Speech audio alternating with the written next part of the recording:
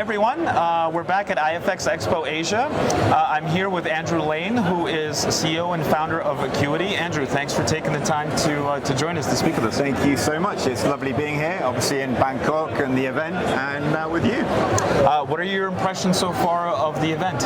Oh, it's the first time I've come here. I've been to all the other events around the world, and my team came here last year, and they tell me it's a lot busier this year, and it certainly feels very busy. And I would say with all the things that are happening in Europe, let's say, and North America, and what I found is that people are very upbeat here. I was in Singapore yesterday.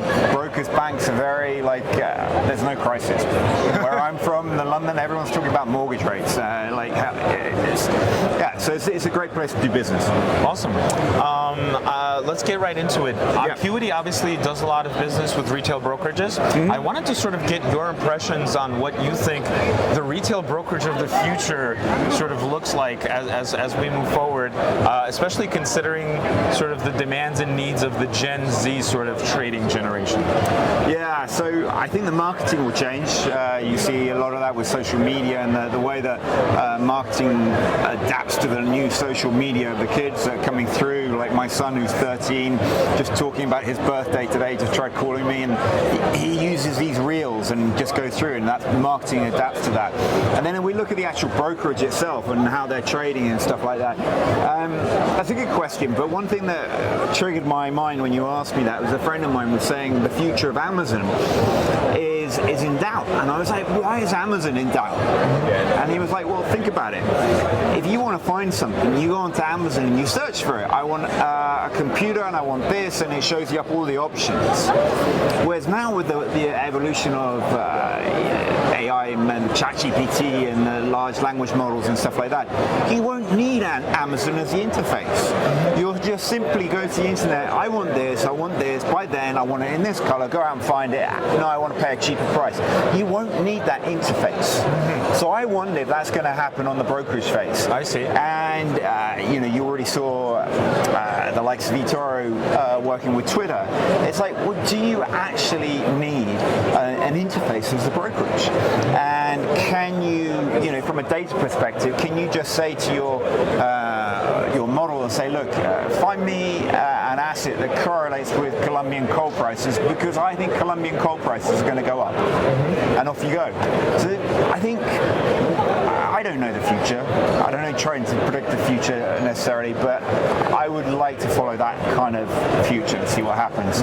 The taking away of the interface. That's an interesting take. I remember for a while there, trading widgets were sort of like a popular thing, or at least companies were trying to explore those routes, right? Basically having a widget inside your internet browser on your computer, and you being able to trade very, very quickly based on your needs or things that you're seeing in the markets without having to log into an actual platform or even access an app on your phone. You simply just press a button inside your browser and you are getting to see. I mean, we had that company maybe 10, 15 years ago, Tradable, who tried to start this kind of stuff, right?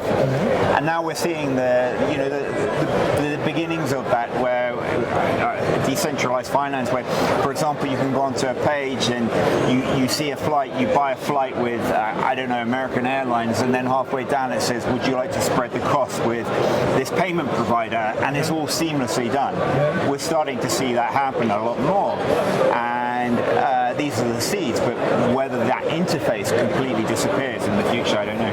We'll see. And another question sort of about Gen Z, or just young traders in general.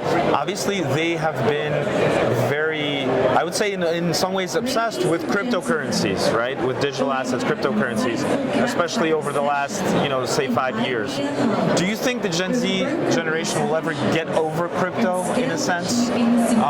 Will the hype completely die down, and will we see further growth in the traditional assets and traditional markets that we're all using? There's always going to be a bubble, and there's always going to be something that pops up, people make money. I came into the markets when I was a student. I was buying into the dot-com boom in 1999. I remember buying shares in lastminute.com.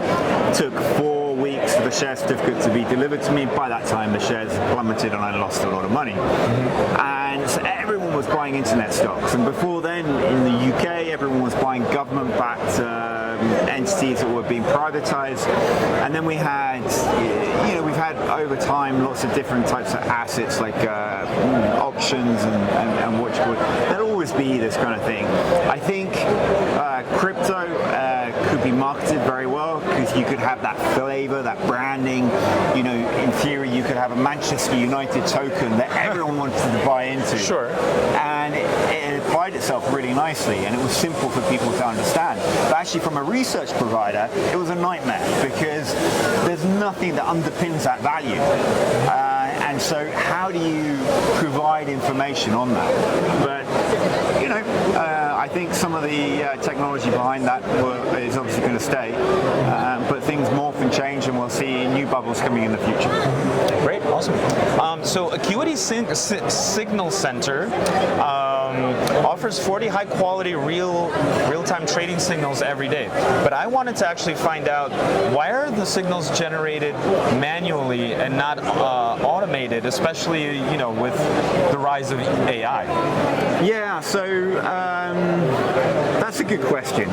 So a lot of our data set, Acuity was born into the world of AI. I come from a data science background, and a lot of our stuff is automated. We have sentiment analysis, we have other data points that come in, news and such forth.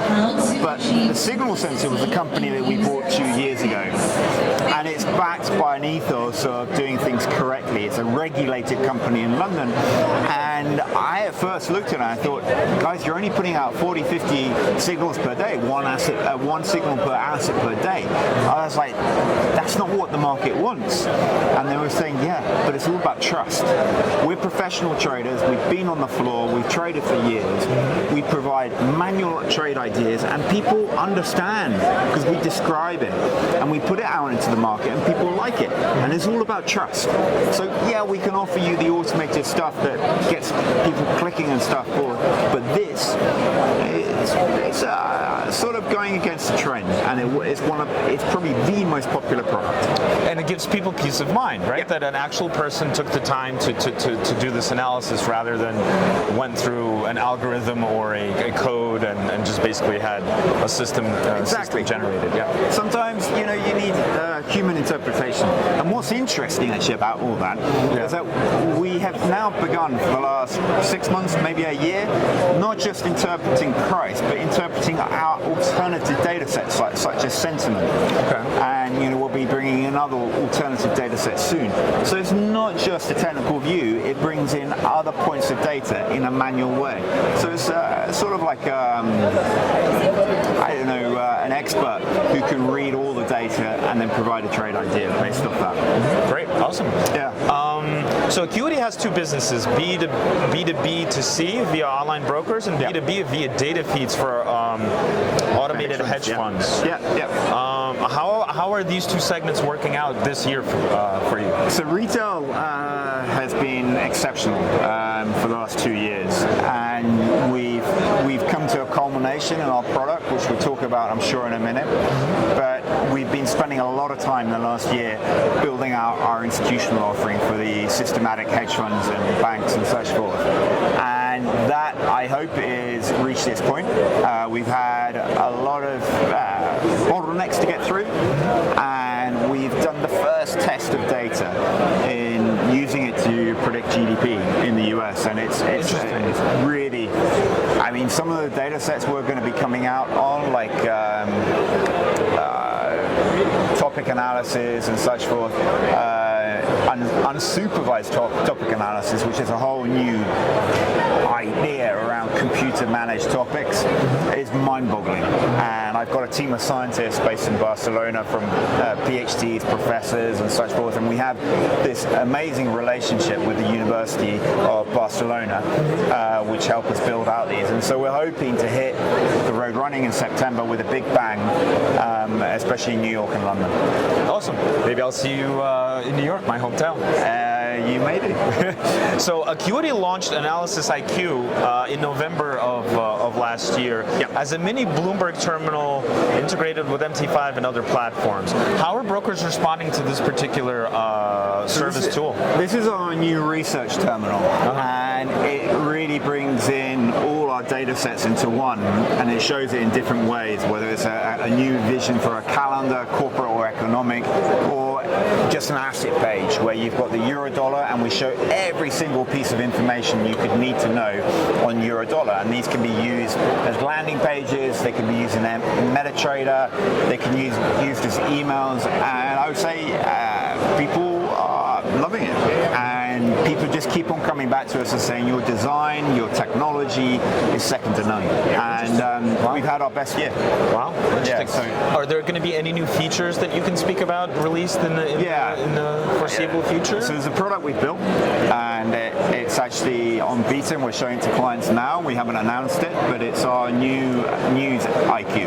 And this is a new way of looking at news using data science, not just your typical news feed, but a way of understanding how news is moving the market. I originally come from a news background. I work for the Wall Street Journal, and news is something important for me. I love it. I live it. I read the newspapers too much, and I'm always trying to work out new ways of using news. And so you'll see us. Well, you will have always seen us trying to evolve in news in ways that other people don't, because it's just, I love it. Very cool, very cool. To get the crux of the information out of that news. Yeah, I mean the data, all the way from, I used to work in Mexico City and Russia and all these countries, talking to the Wall Street journalists, and the stories they have, the way they write it, and then you pour the data science on top of it.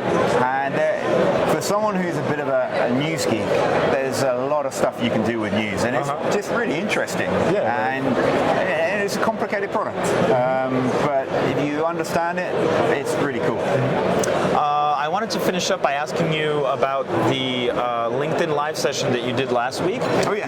You were discussing generative AI. Yeah. For those of our viewers that may have missed that session, can you talk a little bit about how you see the application of artificial intelligence technology in online trading in the future? Yeah, I mean, I did that LinkedIn session, and it was quite a topic, and my first slide is that everyone claims to be an expert in AI these days, and which I don't claim to be an expert. I know a good part of it. I've spent 15 years in the world of natural language processing, natural language generation, which goes into form the textual part of ChatGPT. And there are loads of interesting things you can do, and then we've been working on and stuff like that, and it's a constant thread of talks we have here and anywhere else. And I would say the thing that most interested me in my presentation and the research I did was Bloomberg. And because everyone's coming out with new products and new ideas around ChatGPT, and they're worried about, well, it depends on what sources they've used on the internet and stuff like that.